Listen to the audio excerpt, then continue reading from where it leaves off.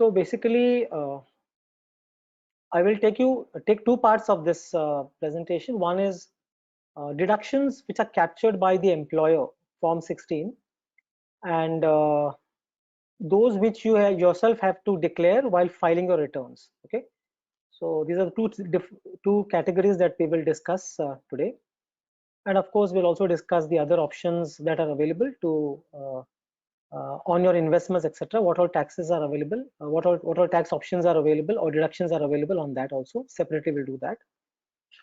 So this is just a summary. I'll take you through each of them separately.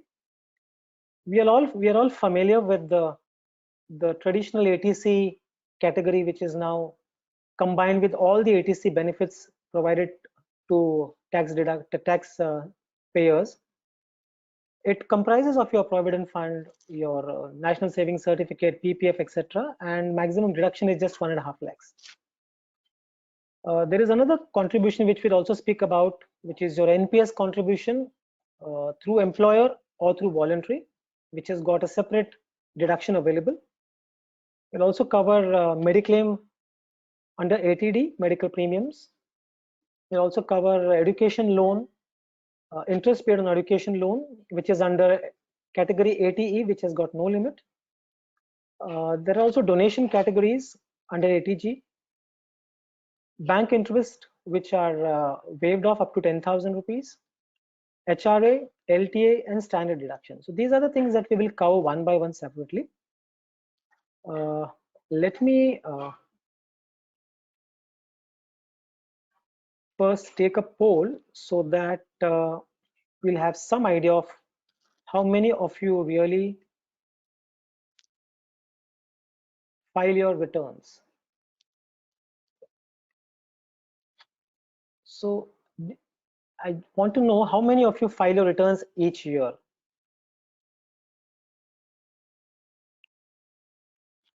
Okay, so 15% of them have voted. I'll request some more to vote. Got about 5 more seconds.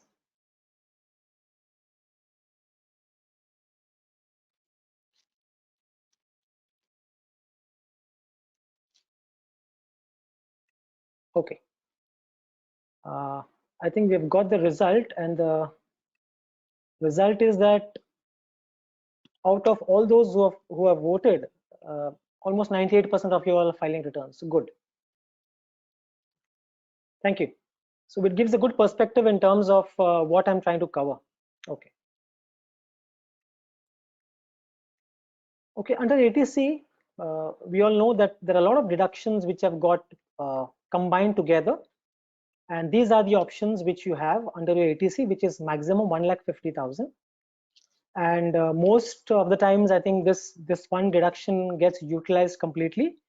It all starts with your provident fund, which is your compulsory deduction from your employer. You have a voluntary provident fund, public provident fund, which is a 15-year product. For the girl child, the government has started a good scheme called Sukanya Samriddhi scheme, which is again providing you fixed interest, which is tax-free. About 7.1, 7.2% is the return that you get on this. Along with that, the premium, the investment that you do under this category comes under ATC. Of course, we have a traditional national savings certificate and senior citizen scheme. This will be for those who are senior citizens. We have our life insurance policies. We have new pension scheme. I'll cover new pension scheme separately because one needs to have more information about this scheme, and there is less information with people. So I would like to clarify in more in detail on NPS. We have our mutual fund tax saving scheme, which is again a 3-year lock-in period. You have unit-linked insurance policies, which are sold by insurance companies. There is also expenditure which is covered, which is your principal on your home loan payment, stamp duty and registration cost of your house. When you buy a house within the financial year, if there's a cost involved in stamp duty and registration, even that can be taken under your 1,50,000 deduction. Tuition fee for 2 children. So these are the deductions available under ATC. So most probably people are able to utilize this because there are a lot of options available under this category.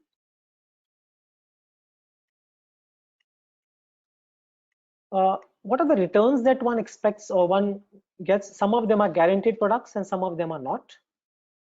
For example, your company provident fund, the trustee declare the rate of interest, and most of the time it has, last couple of years it has been like 8.5%. Public provident fund is a voluntary scheme where the returns keep fluctuating depending upon the government bond rates. Presently it's 7.1%. Sukanya Samriddhi scheme for the girl child is 7.6%. So if you have a girl child, she is small, then for her education or marriage, you could actually invest in this scheme, which is tax-free. Along with that, it gives you a good return, guaranteed return, and a deduction under ATC. We have tax saving fixed deposits, which is provided by banks. Again, the return is lower than 6% nowadays, and you can't touch the fixed deposit for 5 years. Senior citizen savings scheme will be 7.4%, and new pension scheme. Under new pension scheme, there are 3 different funds available. So the lowest return that currently the funds are generating, which is on the government bond, is about 8%, 7 to 8%, and on the equity side, it's about 12%. So you could get a range of return on the new pension scheme. And of course, on the mutual fund tax saving scheme, provided you don't just wait for 3 years, but if you wait for 5 to 6 years to get your returns on this kind of a product, then your returns could range between 10 to 13%, but that's not guaranteed. So these are the returns that one can expect from your ATC investments. What is the advice that I would like to give you, or a tip under ATC? If you have a girl child, Sukanya Samriddhi is one of the investments you can do if there is a shortfall for you. Excuse me. For the boy child, there are 2 options. You could use public provident fund. If your PF deduction per month is less, you could always use the voluntary public provident fund, which is a 15-year product, or a tax saving mutual fund scheme, popularly known as ELSS, for saving tax. So it will serve 2 dual purposes, not only saving tax, but it will also help you to generate a better return in the long term.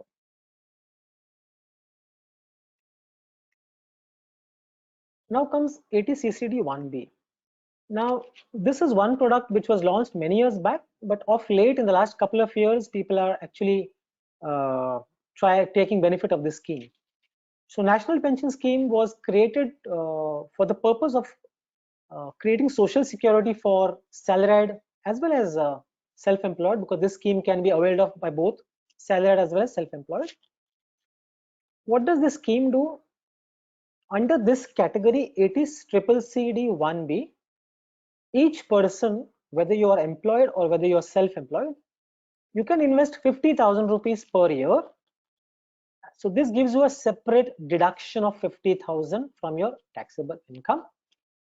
Okay, there are 2 accounts, tier 1, tier 2. Tier 1 will be considered for tax saving. Tier 2 is like a liquid account. You can always invest and you can always withdraw the money. There is no lock in there. But tier 1 is the main account where you invest and which gives you the tax benefit. Okay. What happens towards the end of the term? At 60, you can't withdraw before 60 unless there are some critical ailments that you suffer from. Okay. But when you touch 60, you have a choice to withdraw. You can, and recently the Pension Fund Development Authority has increased the withdrawal period from 60. I mean, it's flexible. You could withdraw at 60, or if there are enough surpluses in your towards your retirement, you could delay the withdrawal and could withdraw even at 65 or even at 70 or 75 also. So they've increased that period now. But what happens when you touch 60? Okay, so recently the limit has been increased. Whatever your corpus is, for example, you start putting 50,000 each year and you're able to save for about 20 years. 50,000 in 20 years could be about 10 lakh investment. Average return will be between 8 to 12%. So expecting that you end up with a corpus of about, say, 25 to 30 lakhs over that period. What happens that time? You have a choice. choice to withdraw 60% of that 25-30 lakh tax free. Okay, the rest of the amount you could convert into a pension. Okay, so there are different pension fund companies. You could take a pension from any of them. There's a choice. Okay, second option is you can if you want a secured pension of a higher amount, you could convert the entire amount also to a pension. Okay, if at all your entire corpus is 5 lakhs or less than 5 lakhs, then you can withdraw the entire corpus also tax free. Okay, so this is the national pension scheme which you can actually avail of this benefit and take a additional deduction above ATC of 50,000 rupees. Okay, so NPS currently there are 7 fund managers. You have a choice. Okay, but I have seen that when you try to buy from your net banking, certain banks only promote their own fund manager. For example, HDFC Bank or ICICI, if you try to buy through their portal, they only show those funds provided by their company. Okay, but there are 7 options you can choose from, but you don't have a choice of the number of funds available. The number of funds available are primarily 3, which is I've shown here: E, G, C. These are the primary funds. E stands for equity, and equity will be large cap equity. They'll only invest in the top 100 companies. G stands for government bond. C stands for corporate debt fund. Okay, so you could have a choice of deciding how much percentage to invest in each of these categories: equity, government bond, and corporate debt. They have also released a 4th asset class known as an alternative asset class. Okay, but this is not yet opened up so far because there is not yet clarity in terms of where all they can invest. And if you look at the last 3 to 5 years, the kind of returns that have come in these funds, okay, so alternative investment fund has started, but we don't have such a long range to really tell you what returns it can give you. But equity and other funds have already completed more than 10 years now. So the return that one can expect between government bond and corporate bond is say around 8% on the lower side, 7 to 8%. It might reduce in the future because of interest rates going down, but still it will be better than most debt investments. Secondly, equity average return has been between 13 to 15%. So this could be a wonderful retirement tool and also a good tax saving tool. Okay, next comes ATD, medical insurance. So before I come to this, let me take you through a second poll.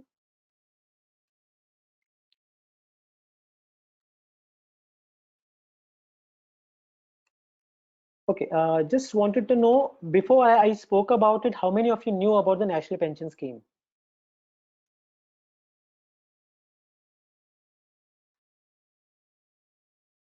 How many of you were aware?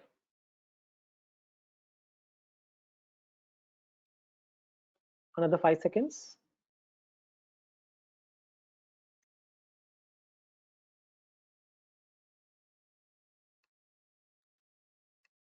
Okay, which means 5% hadn't heard about it. 40% knew about it but didn't know about its tax benefits. So I'm glad that I'm able to clarify that.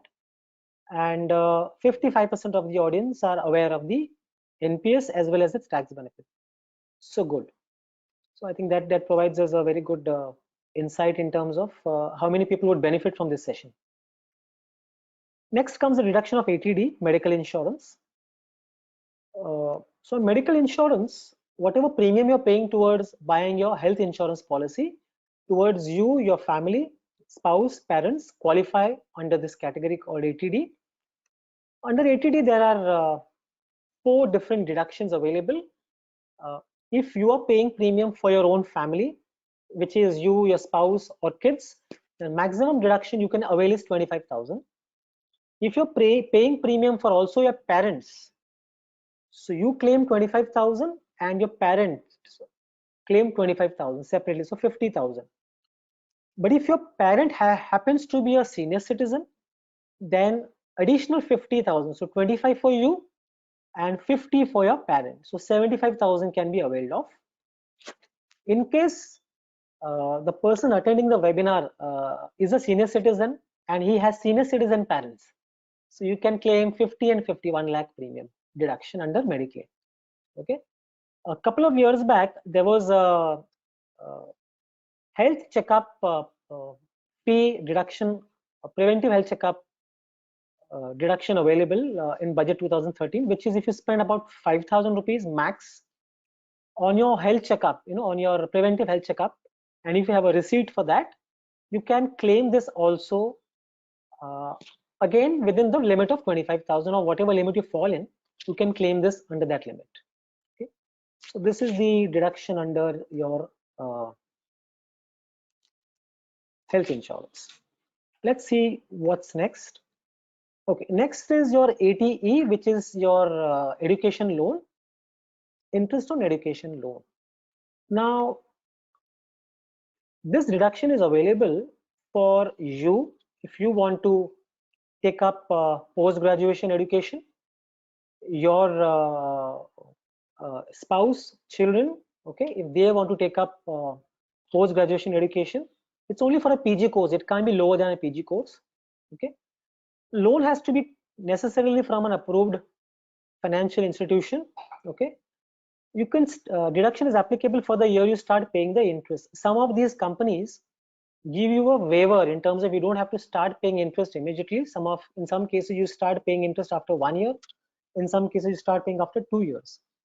So whenever you start paying the interest from that year up to 7 years, you can claim the deduction of the interest, no limit. Okay, there is no limit in terms of how much interest deduction you can claim. Whatever amount of interest you're paying, you can claim the entire interest deduction under ATE. So this is a very good deduction available, especially for those who want to upgrade themselves by doing some PG courses, or for their children or for their spouse. Let's come to the another aspect of HRA, which is available for most employees as part of their salary package. HRA is ideally a deduction where the company is giving you HRA as a benefit as part of your salary. Okay, there are minimum of 3 deductions that you can claim. Okay, one is least of HRA received from employer. So let us say you are receiving 3 lakh rupees from employer as an HRA. Let's say your basic is 5 lakhs. So 50% of your basic for metro, so will be around 2.5 lakhs. Actual rent paid minus 10% of salary. So if you're paying rent of 2 lakhs and 10% of your salary is say 30,000, so 1,70,000, whichever is less among the 3 calculations, that money gets deducted from your income and you pay tax on the rest. So this is one benefit that is given under HRA. There is one additional deduction known as ATGG. Now this is for those people who don't have HRA as a component in their salary, but they're paying rent. So if you're paying rent, if you're living on rent and you're not getting HRA component as part of your salary, you can still take a deduction of up to 60,000 under ATGG. So this is something which you should be aware of. Next comes another employer benefit, which is leave travel allowance.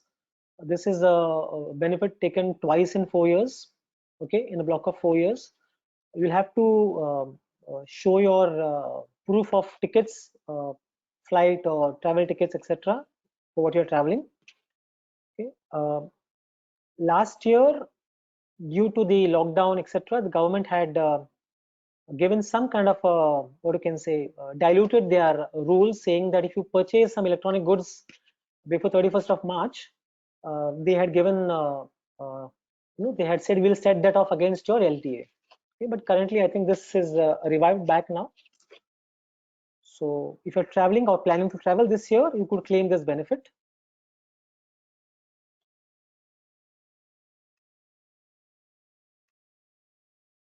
Let's move next to the home loan deductions. Before that, I have a question to ask. Let me just post that poll to you. Okay. Just want to know what is the maximum home loan interest deduction available from taxable income per year per taxpayer? Let me know.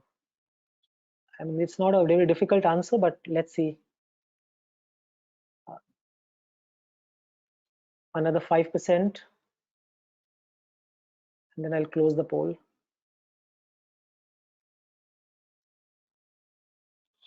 Okay, so I think I've got the enough data to share the result. Okay, so I think 75% of you are correct. It's 2 lakhs maximum deduction available under for interest, and 13% say no limit. No, that's the wrong option, and 13% are saying 1 lakh. No, again, that's the wrong option. So I think those who mentioned 2 lakhs, they are correct, and that's 75%. So it's a good ratio of people who know the deduction available. Okay, so 2 lakh is the maximum available under self-occupied property. Many people purchase under construction properties, and many a times they even start in EMI. I mean, you can also start pre-EMI, because pre-EMI is the EMI is the interest paid before the property gets completed, and you pay on stage wise as per the completion of the property. So you actually cannot claim pre-EMI interest year on year. Pre-EMI interest can only be claimed from the year of completion of the flat, or you got a possession of your house. From that year onwards, for the next 5 years, whatever EMI you paid, the pre-EMI interest that you paid for the period before you got possession, that is put together, it's combined together and divided into 5 financial years. So if your total deduction of interest that you're paying from the year of possession is less than 2 lakhs, then you can actually use this pre-EMI interest and add it for that particular year for the next 5 years and take that benefit. Okay, so keep that in mind. Under construction property, pre-EMI or pre-interest that you pay before possession cannot be claimed as a deduction before the possession or before the completion of the project. But maximum deduction is 2 lakhs for the home loan. Let us say you're buying a property which is requiring you to take a bigger home loan. In that case, what happens? That case, I will give you a tip.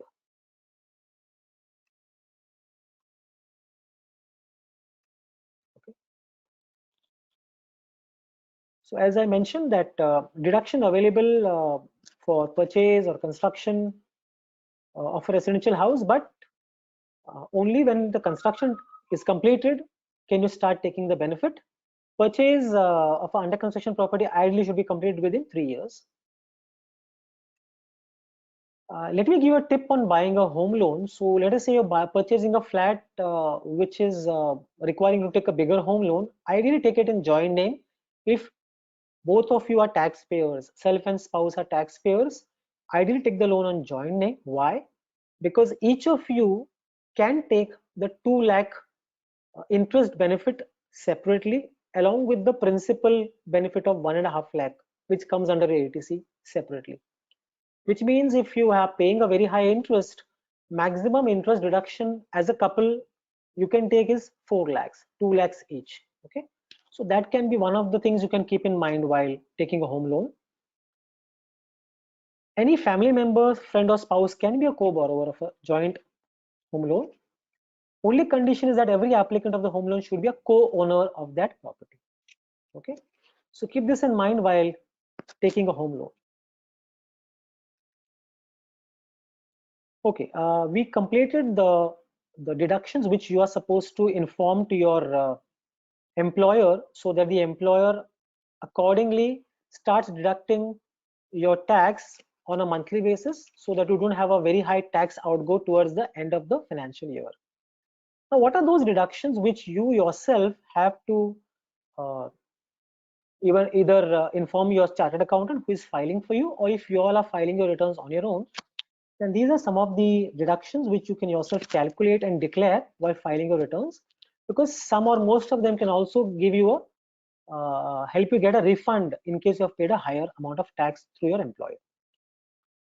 These are some of the exemptions which are available. Exemption on long-term capital gains on equity, mutual funds or shares. Each year up to 1 lakh tax deduction, you need not pay tax on up to 1 lakh profit that you make on shares or mutual funds which you sell after 1 year of holding them. Okay. Then set off, you get a set off against a short-term, long-term losses. In case you have made any short-term losses or long-term capital losses, you can set them off. Again, that has to be calculated and captured. And then there are certain diseases or disabilities for which you get a deduction. I'll cover these separately for you.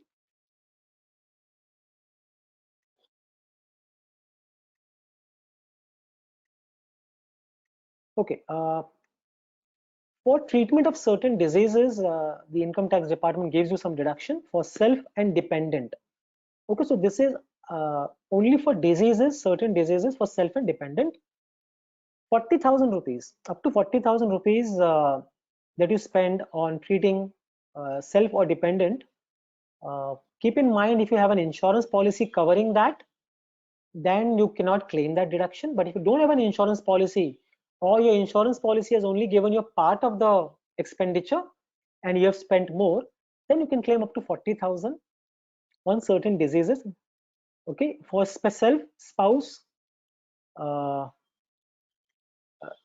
parents, children or siblings, but they should be completely dependent on you. If they are earning some income, then they cannot claim. They can claim themselves. You can't claim on their behalf. What are these diseases?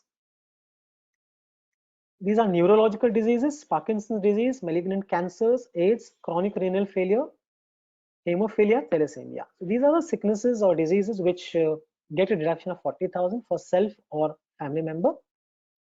If the person happens to be a senior citizen, then up to 1 lakh deduction can be availed of. Of course, you just can't take a deduction like that. You have to take a certificate from the government hospital, from a certified doctor, mentioning that the person is getting treated for these ailments. Then only you can show this deduction under 80 DDB.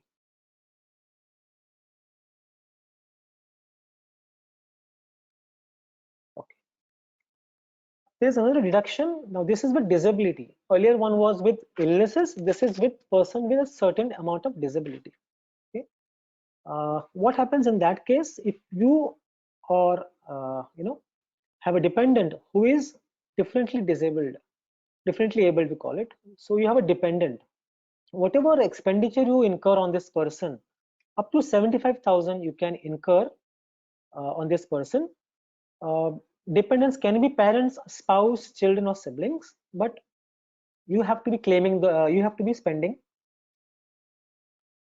the amount for those dependents. Severe disability condition is basically 80% or more of the disability. Again, here we need to take a certificate because the medical doctor will define the range of disability, will define the percentage of disability the person is suffering from. Only based on that you can claim this deduction from your income tax. If you purchase a life insurance policy, I remember LIC had some policy, but I think they have discontinued that. If you have a life insurance policy, but that should be on the taxpayer's name with the disabled person as the beneficiary. Okay.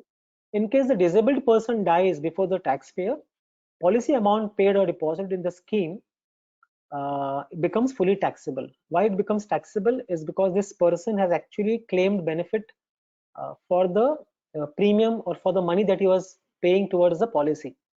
So the money that is received gets becomes taxable. But as long as that does not happen, if there is a dependent at home, then this deduction can be availed of. This is the last, what are the disabilities which are considered? There are two percentages, 40% of more needs to be there to take the deduction, and these are some of the disabilities which are covered under them: blindness, leprosy, hearing impairment. And so costs incurred for medical treatment, training or rehabilitation of a disabled dependent, including amounts spent on nursing, can be covered. I mentioned that insurance Amount paid towards insurance scheme for maintenance of a disabled in case of untimely death also can be claimed. This is the last disability benefit, which is a person with physical disability.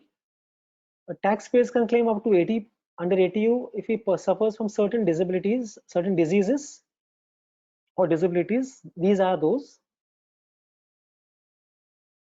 75,000 in case of normal disability and 1.25 lakhs in case of 80% disability. Again, here you require a certificate from a civil surgeon or a medical chief officer of a government hospital as proof.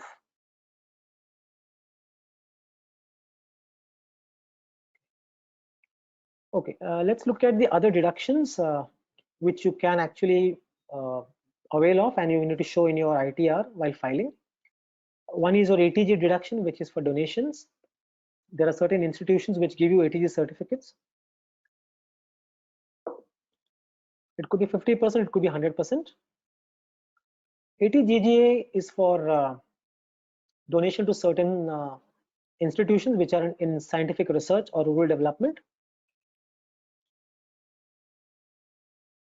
So these are the various deductions which you can claim under these categories. I've already discussed with you ATGG, which is the HRA benefit if you don't get HRA as a employee benefit under your salary.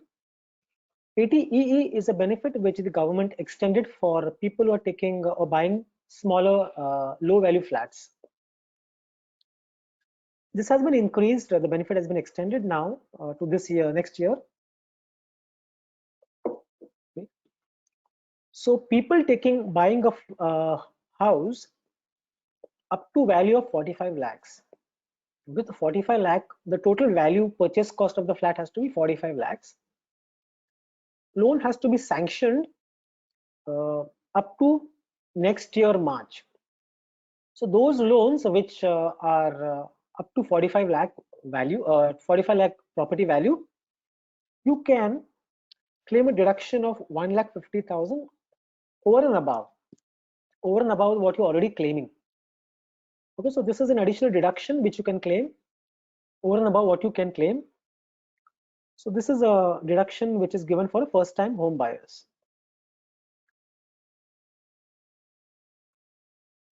Let's look at returns and taxation on various investments that we do.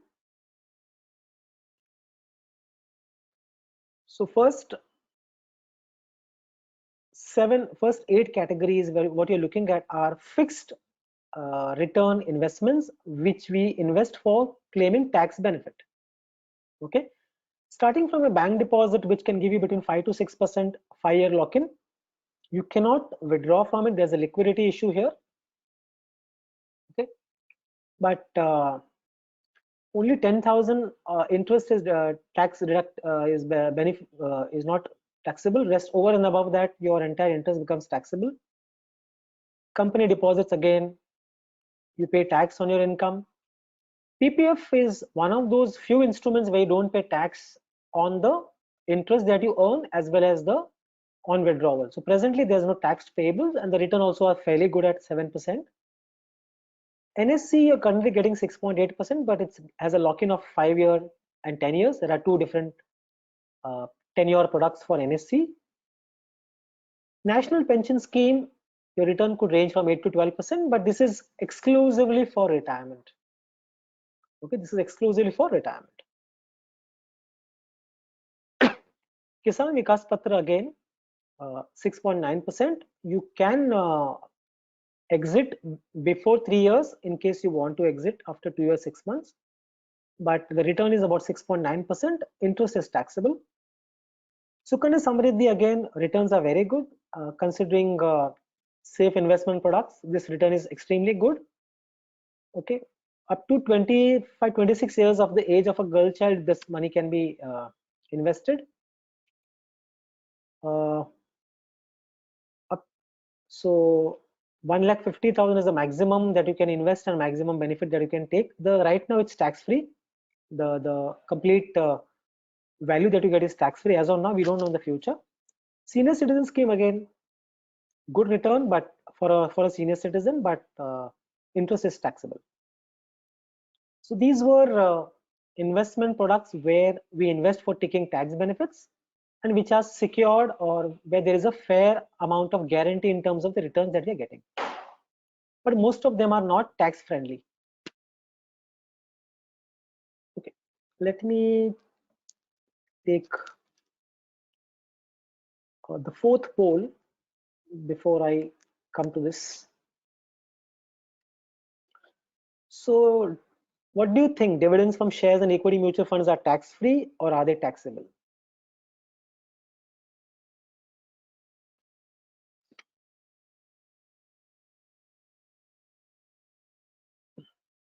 Another 4 seconds.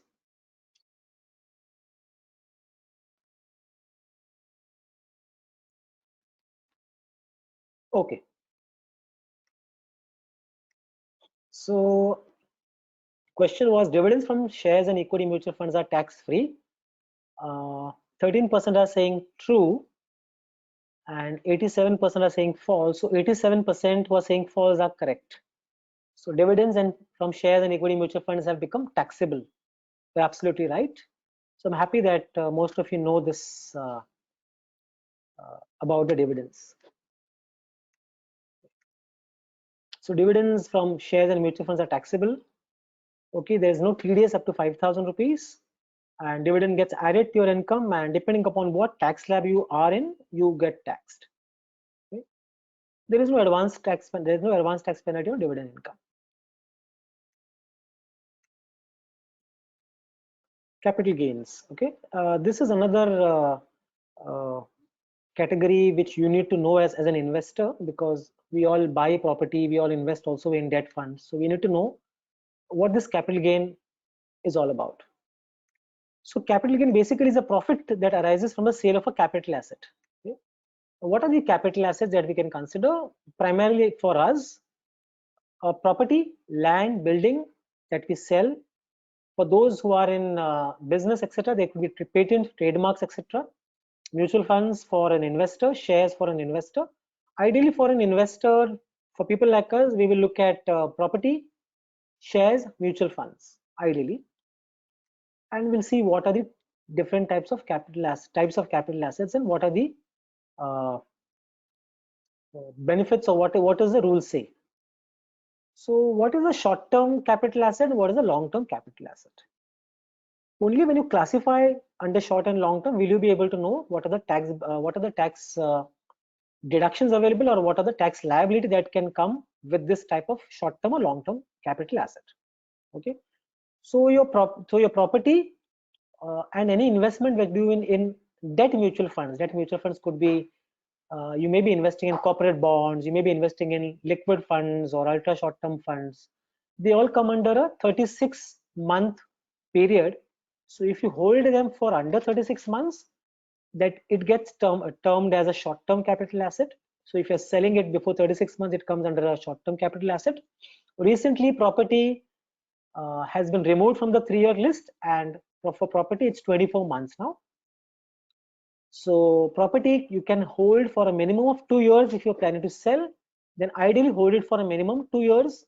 Else, if you're making any profits on your sale of your property, the entire profit might get added into your taxable income, and you'll have to pay tax on your entire gain. Okay. For shares and equity mutual funds, the short term is just 12 months. So if you sell your mutual funds or shares before 12 months, then that will be termed as a short-term capital asset. So what is a long-term? Long-term, again, yes, 3 years and above for debt mutual funds is long-term, and 24 months and above for property is long-term, and 12 months and above for equity shares and equity mutual funds is long-term. So what is the taxation applicable due to short-term and due to long-term? If you are selling shares less than 1 year, holding it for less than a year, or equity mutual funds holding it for less than a year, and you have made some profit out of the sale of the mutual funds or shares, then on the profit you pay a 15% tax. Okay? If it's More than 1 year, you pay up to 1 lakh of profit, there is no tax. Anything over and above that, you pay 10% tax. For example, you're selling equity mutual funds and you made a profit of 1,50,000 for the financial year. So up to 1 lakh, you don't have to pay any tax, but on the 50,000, you pay 10% tax, which is 5,000 rupees, which means you made a profit of 1,50,000, you paid a tax of 5,000. So your total gain is 1,45,000. Debt mutual funds, anything less than 3 years, entire income is added to your taxable income and you're taxed as per whatever slab you are in. And if you're holding it for more than 3 years, for example, you invested in a bond fund and you sold it after 3 years, then there is something known as indexation. You pay 20% tax, but the income tax government gives you a inflation benefit on your investment. I'll calculate inflation indexation in the next slide, so you are aware of exactly what is indexation. So indexation benefit is given by the income tax on debt funds, on your bonds, on gold, and a real estate property. Only difference is that real estate now has become 24 months, whereas bonds, debt funds, and gold is 36 months as a short term or long term. Let me explain what is indexation, because this will help you decide whether investing in a fixed deposit is better or investing in a debt fund is better. Assuming that you invested 50 lakhs, okay, in an asset, it could be a debt fund, it could be a property as well. The purchase date was 1st May 2010, and in 2019, on 1st Jan 2019, you sold it for 1 crore 25 lakhs. The actual gain was 75 lakhs, actual gain. But you will not be taxed on 75 lakhs. Why? Because income tax department has given inflationary number, which is called indexation number. Okay, CII index it's called. Cost inflation index. So cost inflation index for 1011 was 167, and cost inflation index for financial year in which you sold this house or flat was 280. So you divide 280 by 167, you get one factor, multiply that by a purchase cost. Okay, so that comes to 83 lakhs, which means the income tax department tells you that when you bought your property, it was 50 lakhs, but there has been inflation every year. Prices have been going up and your money value has been going down. So as per inflation, your purchase cost becomes 83 lakhs instead of 50 lakhs, which means 1 crore 25 minus 83. So your gain comes to 41 lakhs. If inflation would have not been there, you would have actually paid tax on 75 lakhs. So this is one benefit which you get, which is known as indexation benefit, and which is very beneficial for people who actually buy properties and sell them after some years. This benefits them. This reduces the taxation. This is also beneficial for people who want an alternative investment to fixed deposits. Maybe they want to invest in a debt mutual fund, which can be a better tax friendly option than a fixed deposit. Now what happens here, as per this calculation, the gain comes to 41 lakhs. Okay, now there is a choice. One is you either pay tax, 20% tax on this, which comes to around 8,56,000. Okay, so actual profit is 75 lakh minus tax, you get 66 lakh as a profit. Now you have a choice to save or avoid paying this tax. You have a choice. What is that choice? Okay, now that is called section 54 clause. So you could invest that money, the gain that you got, okay, additional gain. In our calculation, it was 66 lakhs approximately. In our calculation, it was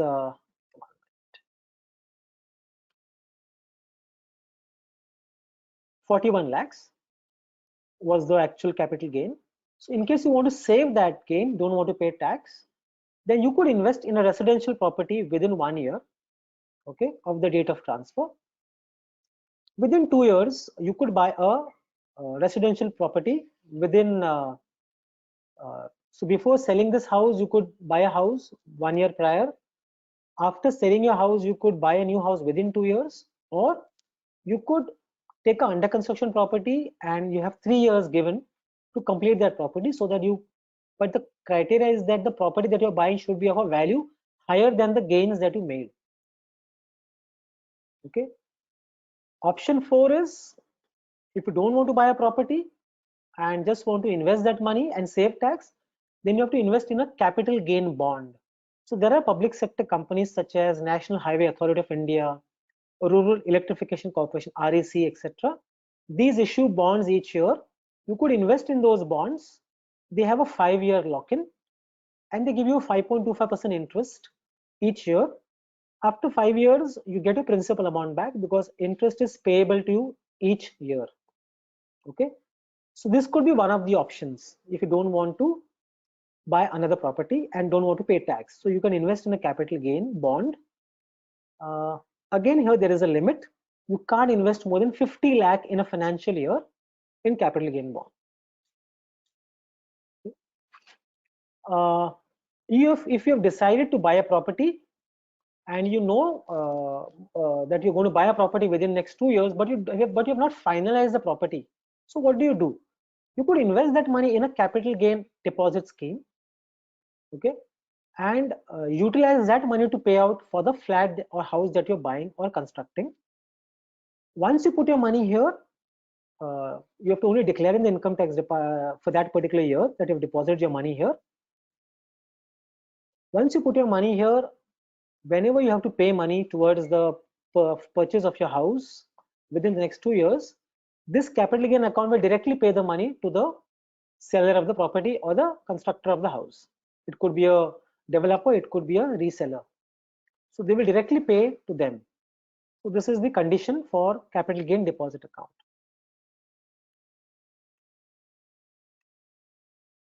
How to save tax on assets other than residential property?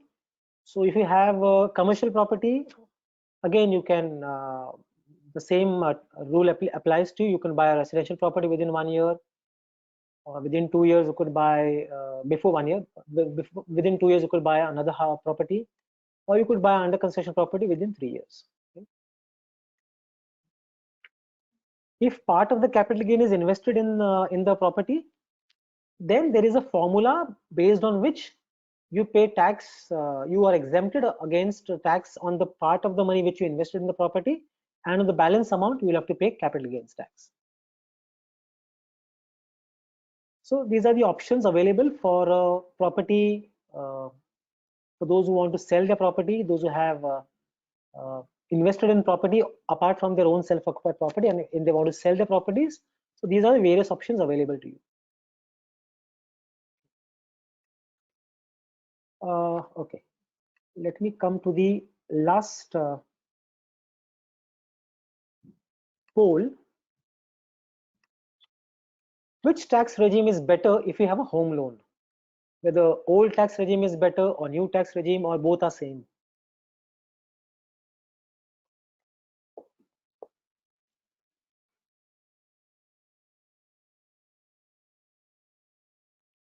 Can I get some more response? About 5 seconds more.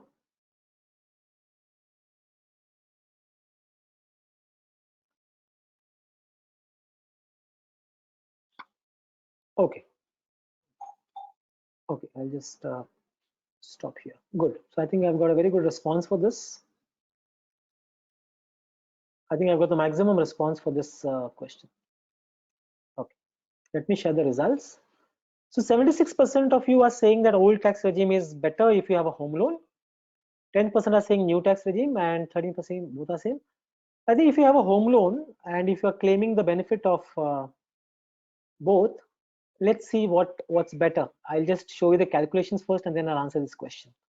So I think most of you who have answered, the majority are right, but let's look at the calculations first, and then we can concur what's the right option. Okay. What are the income tax slabs available for old tax regime? We are familiar with this, that up to 2.5 lakhs for an individual tax saver, no tax. Then there is a rebate. If your income goes up to 5 lakhs, you have a rebate under which up to 5 lakhs actually you don't pay tax. And beyond that, then there is a tax to be paid of 20% and 30%. For senior citizens, of course, up to 3 lakhs, no tax. Again, up to 5 lakhs, you get a rebate and there's no tax payable. Okay. And super senior citizens up to 5 lakhs, there is no tax. What happens in the case of the new tax regime? New tax regime, there are no deductions available. So straight away from your up to 2.5 lakhs exemption, up to 5 lakhs, ideally there is no tax, there's a rebate given. And 5 to 7.5 lakhs. Now from here, there is a further split which happens 5 to 7 lakhs, 7.5 lakh 10%, 7.5 to 10, 15%, 10 to 12 is 20%, and so on. So there are various smaller levels of deduction tax slabs which have come up in the new tax regime. Let us look at some sample calculations and see whether new tax regime is better or old tax regime is better. Let's assume that somebody has an annual income of 7 lakhs and he's taking the benefit of standard deductions available for the old tax regime, which is not there in the new tax regime. You can show up to 1,50,000 in your premiums, provident fund, etc. Deductions come to 2 lakhs. So taxable income comes to 5 lakhs because you get a deduction of 2 lakhs. Because your total income is up to 5 lakhs, you get a rebate under section 87. So you don't have to pay tax. Okay, you get a waiver. But in the new tax regime for a 7 lakh income, assuming that you're not getting any deductions and there's no point in investing under ATC or life insurance premium, or even for that matter, your home loan principal also will not be qualified here, you end up paying a tax of 33,800. So if you even have a 1,50,000 deduction shown, you can still have a sizable tax difference, for a same income in the old tax regime. So old tax regime is beneficial for somebody who's in the lower tax bracket and is able to fulfill 1,50,000 at least, will be able to benefit from a new tax regime, from the old tax regime. So new tax regime is not beneficial for a lower income category, ideally. What happens when the income is slightly higher? Beyond a certain point, of course, it doesn't matter whether you're old or new. But if somebody is in the 20 lakh tax regime and expecting that this person is having or utilizing all kinds of benefits which are available under the old tax regime. So standard deduction is available, your entire 150 under ATC is claimable. Okay. What deductions you're claiming is standard deduction, ATC, ATD, NPS. Now, assuming that you add your home loan interest of 2 lakhs here, okay, then your benefit old tax regime is increasing, so your tax reduces here. For example, if I add 2 lakhs here, okay, the overall tax reduces from 343 to approximately close to a lakh reduces from your tax. So you are benefited immensely if you are in the old tax regime, if you have a home loan, and if you're taking benefits of deductions from all of these: standard deduction, ATC, Mediclaim premium, new national pension scheme, along with the home loan interest. Okay, so your overall deductions are very high. In a new tax regime, because there are no deductions available, your tax that you pay is higher. Here I have not included home loan, but if I include home loan, then yes, then your tax outgo is much lower in the old tax regime. So beyond a certain point of time, if you don't have a home loan, etc., then new tax regime is fine. It doesn't make much of a difference. But if you're taking benefit of all these reductions, then old tax regime is better. And I think most of you answered that. So I think 76% of you answered that old tax regime is better. So I think the working that I've done here concurs with 76% of the audience. Summary of various income tax deductions. So this is the summary. Let me just show you once again. So ATC, you can claim 1,50,000. Now I wanted to highlight one thing which I didn't highlight in the entire thing, which is if your employer is paying if your employer is deducting national pension scheme benefit deduction from your salary directly and depositing, then there is an additional deduction that you get, okay, up to 10% of your salary, of your basic salary. So you can claim two benefits under NPS. One under 80 CCD 1B, which is a voluntary contribution of 50,000. Second, under your employer. So if your employer is actually deducting this for you, then you can actually invest under voluntary scheme 50,000 separately, plus you can claim this benefit as well. Okay, so this is the additional deduction which I didn't cover earlier, but now I'm covering that here. So national pension scheme actually is a better scheme for many of us who are really looking at social security, a better retirement basket, along with the tax benefit. 80D I covered your Mediclaim premiums. I covered 80G, which is your donations. Then rent for those who are not covered under HRA. Then education loan under 80E. Interest under savings bank, and interest under bank deposits, and home loan interest, which is about 2 lakhs.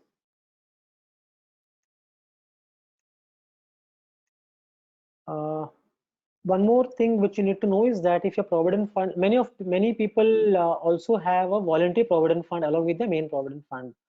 So in case if you are contributing more than 2.5 lakh in a financial year, as per the new change, your contribution above 2.5 lakhs, interest earned on your contribution. For example, if you're contributing 3 lakhs each year along with your voluntary provident fund towards your employee provident fund, on 50,000 rupees, whatever interest you earn, that interest will be added to your income and taxed.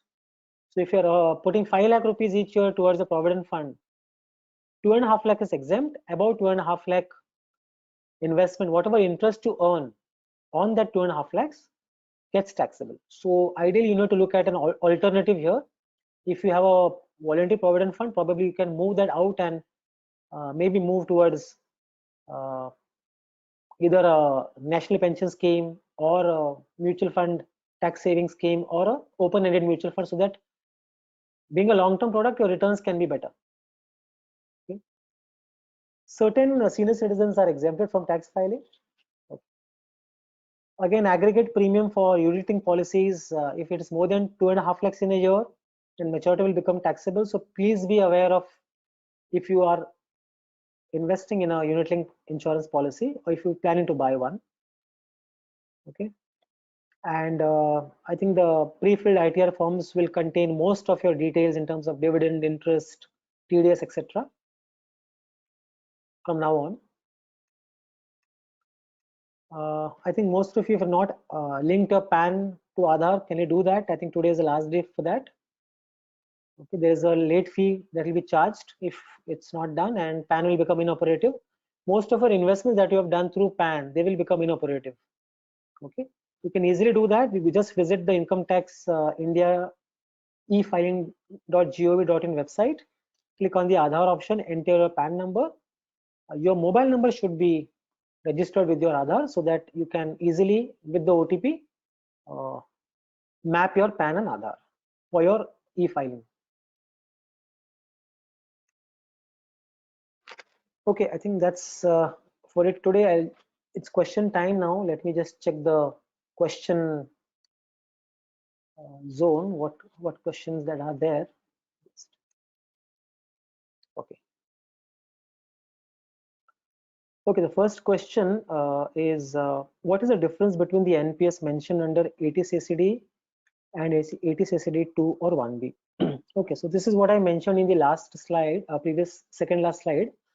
80 CCD 1B is a voluntary deduction which you have to invest in NPS.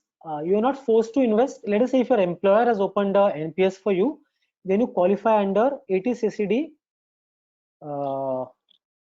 first one, where there is no limit. Up to 10% of your basic or salary you can invest in an NPS, where employer is deducting. Over and above, you can contribute voluntarily 50,000 in NPS. Okay, next question is, if provident fund is more than 1.5 lakh, what is good way to save tax on it if interest on it is chargeable? Uh, I assume that you're talking about EPF, your company's provident fund. No, you can't save tax on whatever contributory, whatever your employer is deducting. Let us say your provident fund is going above that limit, say about 2.5 lakhs. You can't do anything, but you are not taxed on your provident fund up to 2.5 lakhs contribution. Okay, so up to that there should not be a problem. I don't see you being taxed up to 1.5 lakhs. Okay, could you please repeat the tax saving on tier 1 and tier 2 of NPS? Okay, there is no tax benefit on tier 2. Tax benefit is only on tier 1. Tier 2 is a voluntary account. You can invest and you can withdraw. Tier 1 you cannot withdraw. Next question, can you take us through corporate contribution NPS and how can we derive the benefit? Yeah, we'll have to speak to your employer and ask them to uh, start deducting NPS deduction from the salary. Okay, like your provident fund, if NPS gets deducted by the employer and the employer is investing that directly into NPS on your behalf, then you can take the benefit of the employer deposited NPS. So not only voluntary, but you're based on an employer deduction, you can get that benefit also. You have to speak to your employer for that. I want to know about employer contribution. I think I've covered this. I have heard instead of NPS, it is better to put the same in any equity mutual fund. Okay, let me answer this question. Up to 50,000 in NPS, see, it's very simple. It's plain mathematics. If you are in the 33% tax bracket and you're putting 50,000, you straight away save 16,500 rupees in tax, which means you're putting 50,000, 16,500 is coming back to you. But net investment is 34,000 approximately, 34,000 in NPS. Over and above, your 50,000 is growing at say about 10-11% if it's in an equity fund over the next 10 years. Now, I'm talking about you earning about 30 to 40% return only on NPS. One is the tax saving, second is the return that you're earning. So on your 50,000, nobody can beat you in terms of the return that you're earning on NPS. Yes, anything above 50,000, an equity mutual fund is better. Will we get the recording? I think this, yes, I think you have to speak to Sodexo for that. Can we claim HRA if we have a self-occupied home and living on rent in the same premises? Ideally, no. Ideally, no. Can you please explain the HRA once again, if possible? I think HRA basically is two things. One is your employer has HRA as part of your salary. In that case, least of the three is will be taken as HRA exemption. One is actual HRA paid as salary. Second is 50% of your 50%. There are three, list of three will be considered as your HRA and taken as a deduction. If you don't have an HRA as a salary component, then and you're paying rent, then up to 60,000 rupees you can claim benefit by showing your rental receipts. Can LTA be availed on fuel expenses? I don't think so. Please, at the end of the session, wish to see the education loan slide once more. Okay. So education loan, basically, I will just explain you what education loan covers. Education loan has to be taken from a what you can say, a registered financial institution or approved financial institution. Education loan can be taken by the taxpayer or by his family members only for post graduation. Okay, nothing less than that. Third, whenever the interest payment starts, or whenever they start paying the EMI or the interest, the entire interest is deductible. There is no limit in terms of how much interest you can show as deductible for 8 years. Okay, up to 8 years. Any benefits on personal loan or gold loan interest? No. There are no tax benefits on personal loan or gold loan interest. Any benefits on term life insurance? Yes. If you buy term insurance, because it fulfills the criteria of 10 times the premium, the cover has to be at least 10 times the premium, it fulfills the criteria. The premium that you pay for term insurance qualifies under section 80C, which has got a limit of 1,50,000. Okay. For 80, DDB is a list of diseases fixed. Yes, as per the list, whatever is shown, the list is fixed. Will the recording be available after the session? Yes. What about the maturity amount on recognized chit fund companies? Are they tax free or are they taxable? Yes, chit fund maturities are taxable. I had taken home loan in 2017, however, not yet received possession. Now we are thinking of cancelling the registration and buying a new property. I have already got loan sanctioned for the new property. Can I avail benefit of 1,50,000 under section 80 EEB?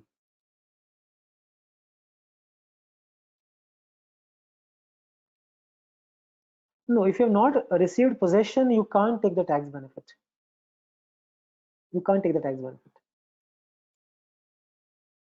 Can you please elaborate on? Okay, 80 EEA.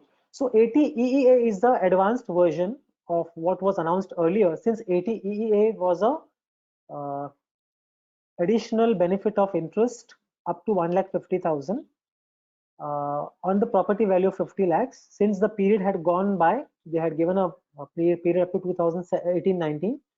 The period got extended to 31st March 2022. If you buy a property, it should be a first property. Let us say you have a property and your wife wants now buy a property, so it should be her first property. Property value has to be less than 50 lakhs, 45 lakhs. So she can claim additional deduction of 1,50,000. Even if you take a loan or don't take a loan, you can take a 1,50,000 deduction on that property. Please explain the benefits of meal coupons and gift vouchers to employees. I think if they are ideally part of your perquisites, and they ideally, I think it all depends on what is the CTC that you have with the company. Does the IT auditing take place for the income less than 50 lakhs as well? To my knowledge, no. Is HRA exemption available for new tax regime? No. For new tax regime, none of the benefits are available. If not, then does it make old better for a 20 lakh income? Yes, I think I showed that for an old tax regime, HRA benefit along with 150 ATC along with Mediclaim premium, and if you have a home loan also, old tax regime will be better than the new tax regime.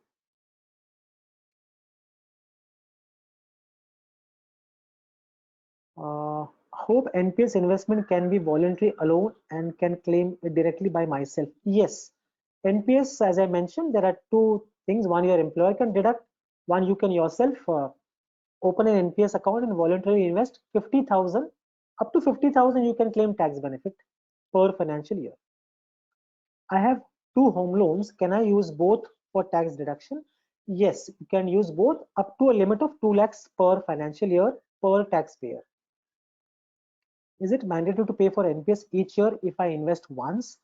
Yes, you have to continue the account. So there is a minimum amount to be paid each year. You can pay that minimum amount. I think it's about 500 per month. You can pay that and you can continue the account. Can we have an HRA benefit along with home loan benefit?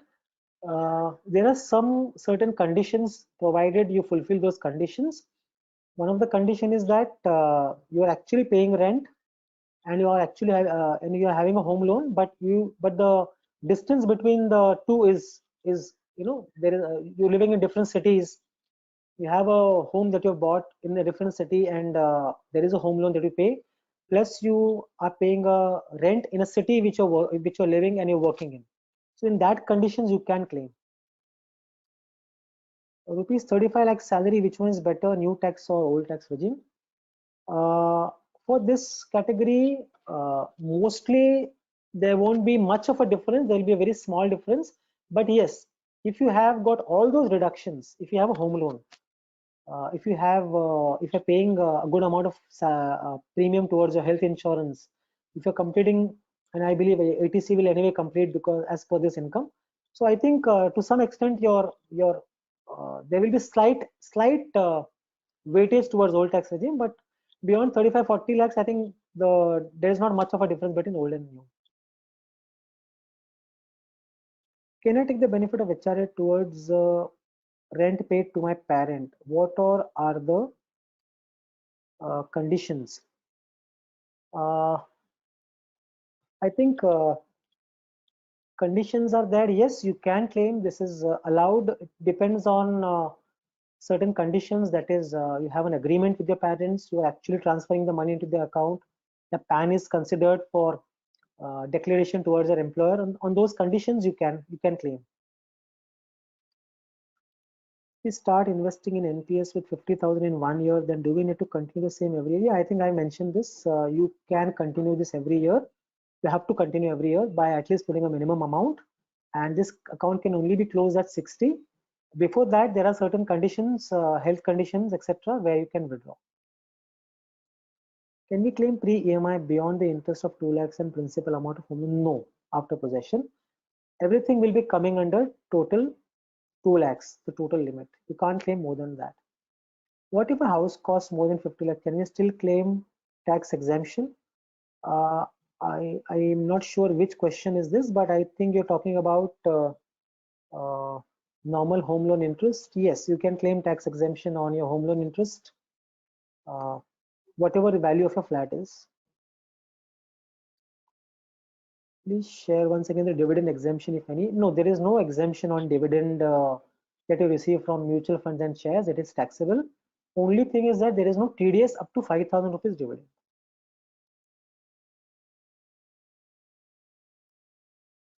Yes, HRA exemption in some of the cases you have not considered. If you consider that, then your old tax regime saving becomes much higher for a 20 or 25 lakh saving, for a 20 or 25 lakh income.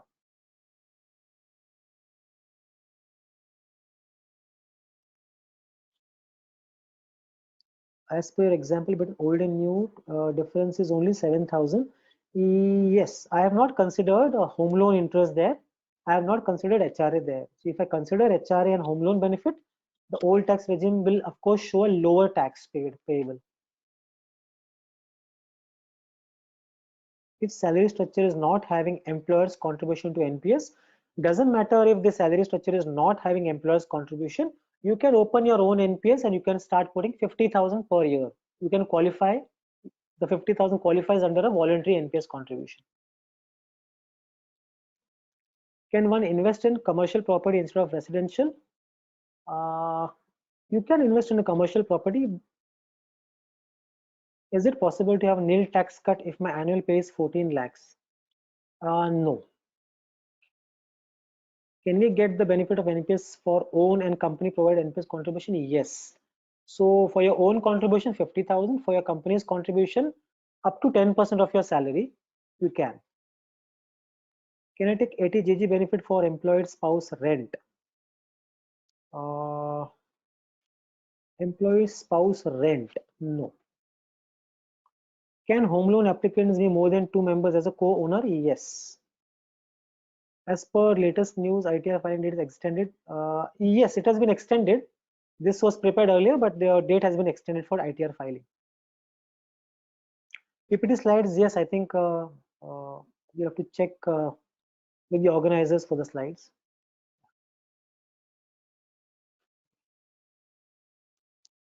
Is it required to deduct TDS on PF contribution of employee more than 2.5 lakhs? TDS deduction, I'm not very sure whether that whether income tax has given that pass that thing to the employer, but I think because they are saying that interest will be deductible, there are chances that this will happen. Is it advisable to take a home loan just to save tax? I already live in my parents' home. No, I think it's a very good question. Just to save tax, don't take a home loan. You need to evaluate. See, we have all seen, depending upon which city you live in, property might not turn out to be a good investment, or might turn out to be a good investment depending on which city you live in. So don't, just for tax saving, don't buy a property, because it will also involve putting in a lot of money for buying a house. Just to save tax, don't buy a house. Mortgage loan interest benefit, no, I think a mortgage loan interest benefit is not taken under that category. If living with parents and parents own house, can we show amount paid towards rent? Of course you can, but you know, to do those formalities.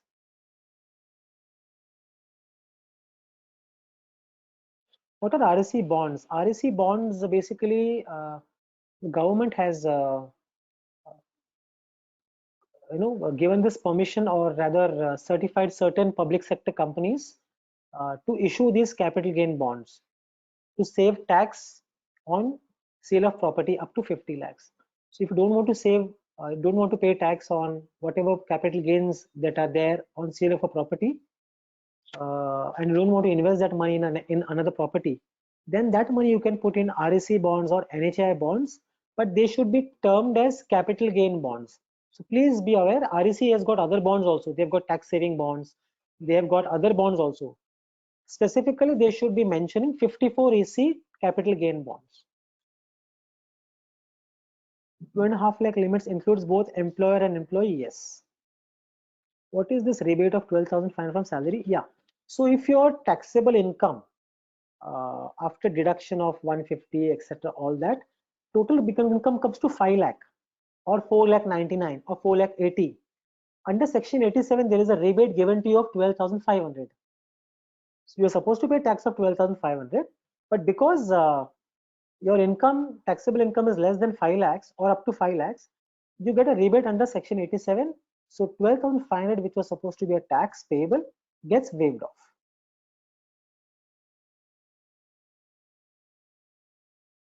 Explain capital gain deposit scheme, where to deposit. Okay, I think most public sector banks are accepting this capital gain deposit. Even some private sector banks are also opening this account. You can go to any public sector bank and tell them, I have sold a property and that money has to be invested in a capital gains deposit scheme because I want to buy a property. I have not finalized that. So you can, they will open an account for you, any public sector bank. What are the eligibility for 80E? Is the loan limit is 45 lakh or 35 lakh? 45 lakh ideally. LTA benefit twice in a block of 4 years. Tax on dividend less than 5,000? No, you have to pay tax. If you get a dividend less than 5,000, you have to add that as part of your taxable income, but there will be no TDS from the person who is giving you the dividend. The company will not deduct the tax, but you have to show and you have to pay tax.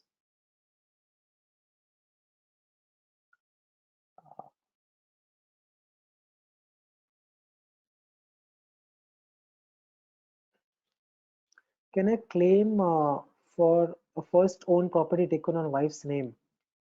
Claim tax benefit if it's that what you mean. If she's paying EMI, if she's paying interest on the loan, etc., yes, she can. Benefits of Tier 2 NPS account, there are no benefits. It continues to grow in whatever scheme that you put in, equity, bond, or government bond, and you can withdraw whenever you want.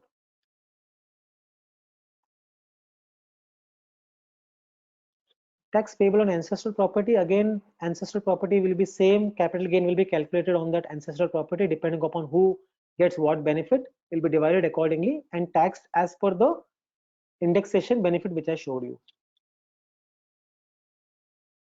For 80EA, yes, the loan has to be sanctioned before 31st March 2022.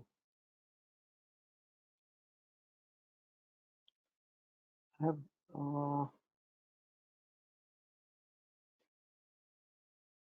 is it advisable to take home loan to save tax? I think I've spoken all about this already. Can I take 80GG benefit for employed spouse rent? No.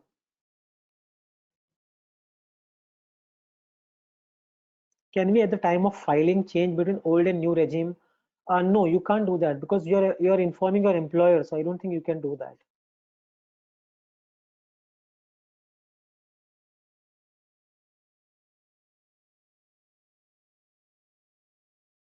Just to confirm, max limit for tax deduction under PF, pension, principal and home loans is 1.5 lakh. Yes, under 80C, not under 80CCD. Under 80CCD, it can yeah. So if your employer is investing, you can take up to 10% of your salary.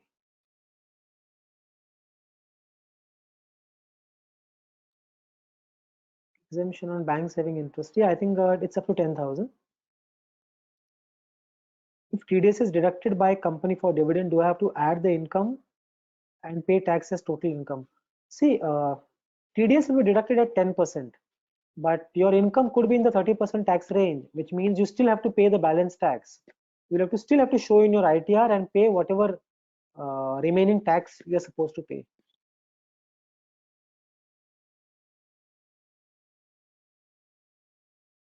If a spouse is on rent, can I claim that rent in 80GG? Spouse is on rent. No. She can claim from her employer, or she can file that from her employer if she is not receiving a HRA benefit. I think that was the last question.